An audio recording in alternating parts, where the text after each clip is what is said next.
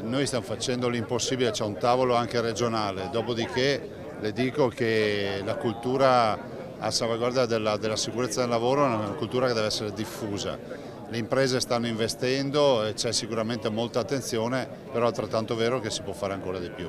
Le morti bianche, piaga sociale, con il Veneto che si conferma regione in testa alla classifica per incidenti e morti sul posto di lavoro, 51 nei primi 7 mesi del 2023. Ieri al Passo Padon l'ultimo di una lunga e triste scia di dolore e di rabbia. Le cause della morte di Massimo Crepaz, operaio 57enne di Livinallongo, dipendente della società Funivie Araba, per il momento restano oscure. Spisal e i carabinieri coordinati dalla magistratura stanno ricostruendo la dinamica dell'infortunio accaduto ieri un'ora prima di mezzogiorno.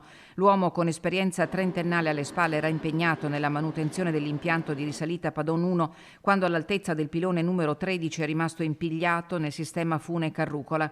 Era il primo giorno di lavoro per gli operai addetti alla manutenzione degli impianti e Crepaz era il papà di tutti professionalmente parlando. La Cisla di Belluno Treviso con il suo segretario Massimiliano Paglini commenta il presunto errore di comunicazione che pare esserci stato tra la vittima e chi stava manovrando la seggiovia. Non è accettabile, afferma Paglini, che si possa morire per carenza di comunicazione tra soggetti che operano nello stesso cantiere, così come sono intollerabili negligenze, leggerezza e fretta nell'effettuare operazioni di manutenzione, magari per esigenze di risparmio di tempo e di costi da parte delle aziende. Il PD con il suo segretario regionale Andrea Martella chiede che venga attivato con urgenza l'osservatorio sulla sicurezza con il coinvolgimento di istituzioni e parti sociali per contrastare un fenomeno, quello delle morti bianche, che ha raggiunto livelli inaccettabili. Dalla regione l'impegno del presidente Zaia, il cui auspicio è che la sicurezza nei luoghi di lavoro non sia solo nelle parole. A una cultura diffusa, si riferisce Zaia, che deve andare di pari passo con il contrasto alla carenza di personale negli organici degli Spisal e dei tribunali.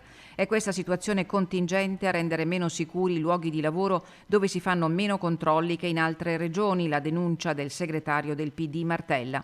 Frattanto c'è attesa per il nulla osta della magistratura, atto finale degli inquirenti, prima della restituzione della salma di Massimo Crepaz ai familiari. L'ultimo saluto a Livinallongo.